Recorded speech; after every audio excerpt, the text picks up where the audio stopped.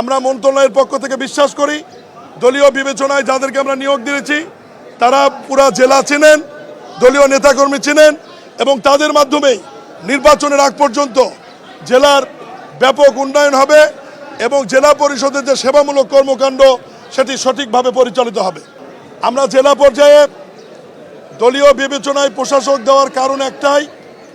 জনগণ যাদেরকে চিনবে, জনগণের সাথে দীর্ঘদিন যারা লড়াই সংগ্রাম করে মানুষের ভোটের অধিকার প্রতিষ্ঠিত করেছে, গণতান্ত্রিক পন্থায় নিরপেক্ষ নির্বাচনের মাধ্যমে একটি সংসদ এবং একটি সরকার উপহার দেওয়ার পিছনে জেলা পর্যায়ের যে সমস্ত নেতৃবৃন্দর গুরুত্বপূর্ণ ভূমিকা রয়েছে, জেল জুলুম নির্যাতন সহ্য করেছে, গুমের শিকার হয়েছে, জেল খেটেছে, এই সমস্ত নেতাদের মধ্যে যাদেরকে আমরা দলীয় মনোনয়ন দিতে পারিনি অথচ অনেক যোগ্যতা রয়েছিল, তাদেরকে আমাদের মাননীয় প্রধানমন্ত্রী জনাব তারেক রহমান এবং দলের মহাসচিব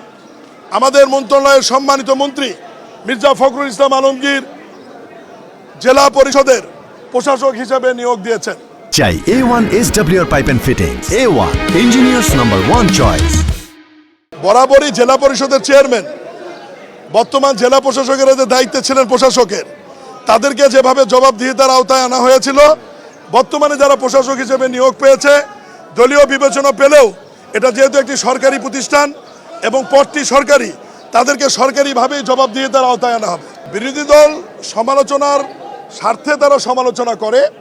দলীয় বিবেচনায় কেন দিয়েছি এর ব্যাখ্যা আমি একটু আগেই দিয়েছি এবং মানুষ জেলা প্রশাসক ডিসির দায়িত্বে এবং জেলা পরিষদের দায়িত্বে দুটার দায়িত্ব একসঙ্গে থাকলে উনি আসলে সময় দিতে পারেন না এবং মানুষের যে সেবা সেটা পায় না। এই কারণে আমরা দলীয় বিবেচনায় প্রশাসক নিয়োগ দিয়েছি এবং আপনারা জানেন যে পার্লামেন্টে এই যে অধ্যাদেশটি অন্তর্বর্তীকালীন সরকার নির্বাচন বাতিল, প্রশাসক নিয়োগ এবং দলীয় প্রতীকে নির্বাচনে না হওয়ার যে অধ্যাদেশটি জারি করেছিল, সেটি অলরেডি বিশেষ কমিটি যাচাই বাছাইয়ের মাধ্যমে বৃহস্পতিবার পার্লামেন্টে ওটি আইন আকারে উত্থাপনের জন্য মাননীয় সংসদ সদস্যরা সর্বসম্মতির কারণে ভোটের মাধ্যমে এটি আমাদের মন্ত্রণালয়ে প্রেরণ করেছেন। আমরা অত দ্রুততম সময়ের মধ্যে এটি আইন আকারে সংসদে উপস্থাপন করব এবং সংসদ এবং মাননীয় সংসদ সদস্যরা আইন আকারে পাশ করলে দলীয় প্রতীক ছাড়া আমরা দ্রুত সময়ের মধ্যে এই প্রতিষ্ঠানগুলোতে নির্বাচনের দিকে যাব।